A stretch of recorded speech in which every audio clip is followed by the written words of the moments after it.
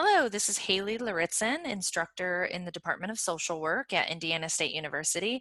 And this video is how to create a schedule of hours for your field education. So as you can see my screen, I'm right on the Department of Social Work's website.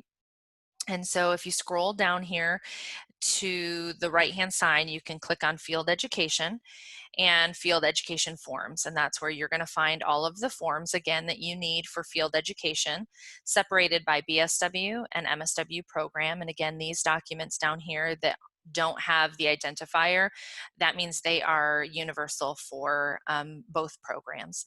So we're going to open up the schedule of hours. And so when you click on that, it opens this document here.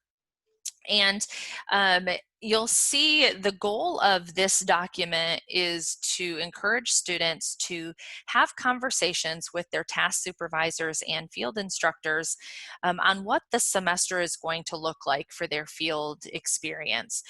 So really practicing that professionalism and the timeliness and good communication skills that we encourage all students to practice, to develop, to have, really begins here. So before your internship even begins, on day one of your internship, you need to have a conversation that says, okay, what days, what times are best for me to be here?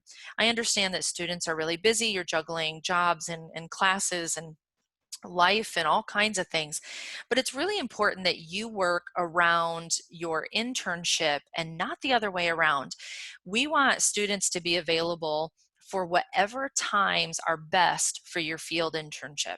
For example, if a student is placed at 14th and Chestnut, but they're only available to work from 8 a.m. to noon, you're not going to have any client interaction because students don't even arrive until after 2 p.m.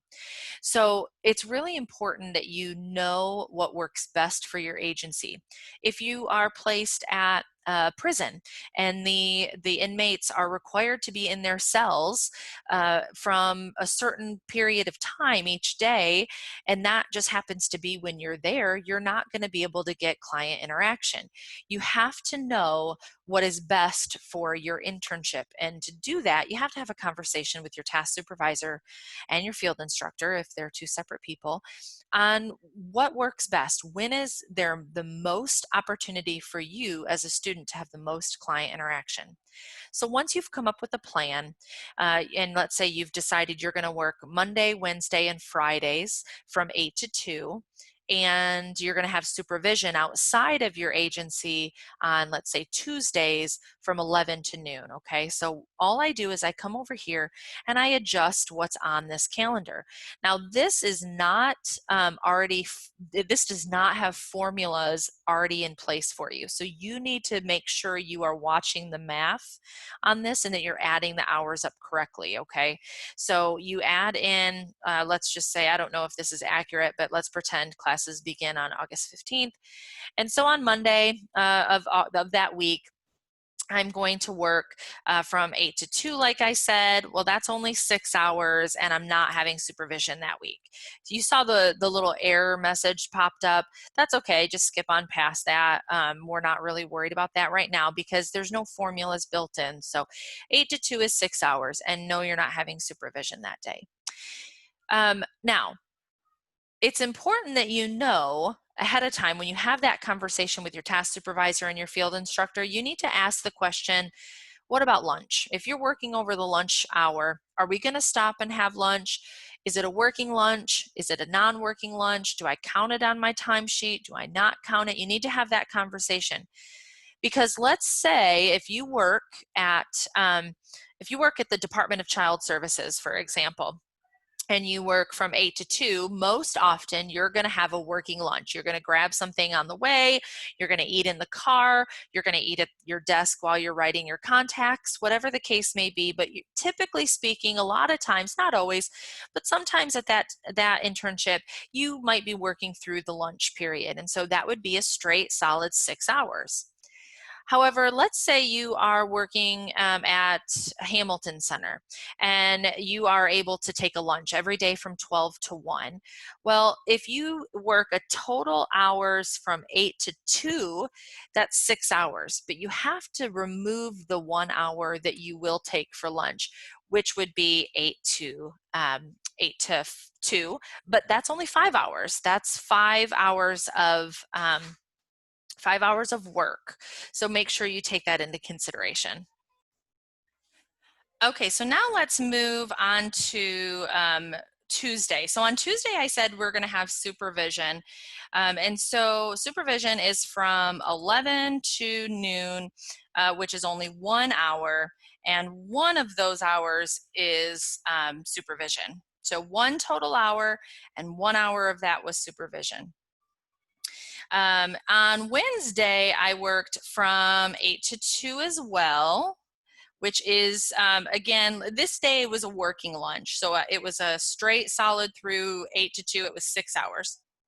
And this day I didn't have any supervision. Now, I also worked on Friday, but you see I'm out of space here because this 24 is meant to be the total of these hours, even though it's not adding up right. That's why I said you really have to watch your math here. But we're going to add, if you click below the line that you're currently on, so for this case, you're going to go to the 8, and you're going to click on it over here, and you'll right click and insert a row. And this is the day that I'm now going to add Friday to my time here. So, whoops, oh goodness, cap lock's on. Okay, Friday here I worked from 8 to 2, and this was also a working lunch. So that was 6 straight hours. And so that was no supervision that day. So then what I need to do is I need to alter my total time here. So I need to add 6 plus 6 is 12, 13, and then 5 is 18. So I'm just going to write that down here. 18 hours total is what I worked for that week. And of those 18 hours, 1 of those hours was supervision. So that's my total number of hours for the week of August 15th. Now I'm going to do the exact same thing moving on down. So the next week we're going to just make this up. Let's say it's going to be August 21st of 20, and oh goodness, see, and you just got to kind of watch because look, see, I just made a little small mistake. I'm just going to go back in here and put my divider there. And if I'm going to work the exact same schedule, if it's going to look the same, you could potentially just copy and paste. You can, copy it, right click, hit copy, and come on down here, and you can copy if you want. And that would work. Or if it's different based on each week that you want, you just have to, you create the document to tailor what it's going to look like for you. And you do that all the way through. So for the entire semester, from August all the way through to December, and you just have to keep adding it. So this is just a small example. You just have to keep adding it and go on down. And then you're going to put the total number required in here. So for the bachelor's level students in the fall, you're required to have a total of 175 hours with a minimum of 12 hours of supervision. So after you add up the total, 18 here, maybe 24 there, you add up for each week. Down here, this number, your actual hours, needs to be at least 175.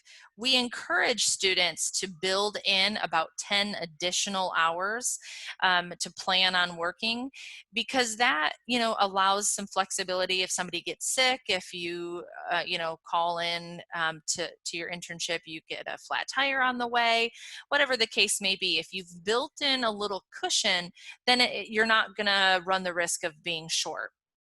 So just make sure you know the total number of hours that are required. For our junior bachelor's students that are in their junior year, the required hours at this time is 100 hours. Your bachelor's senior students are at 175 hours a semester, and your Master of Social Work students are 350 hours a semester of clinical internship. So just know what your hour requirements are, and that way you can fill that incomplete. Now, when you're done with this and you've added for the whole semester what it's going to look like, you need to take it to your task supervisor or your field instructor, or both if you have two separate, and you, along with them, they all sign it. So everybody looks at this document, they say, yep, this is a great plan for the semester, we're all in agreement, we've all signed it, we've dated it, and this is what you're going to save and upload and submit.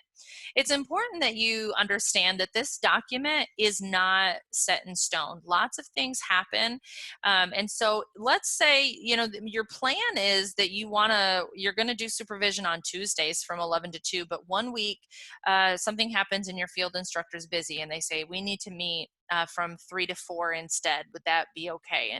And that's like, yep, that's great. That works for you. You don't need to come back and adjust your schedule of hours. That change is going to be reflected on your timesheet. But the purpose of the schedule of hours, this is actually one of the first assignments that you're going to do in your field classes. And so it just really forces students to have those conversations, to plan out the semester.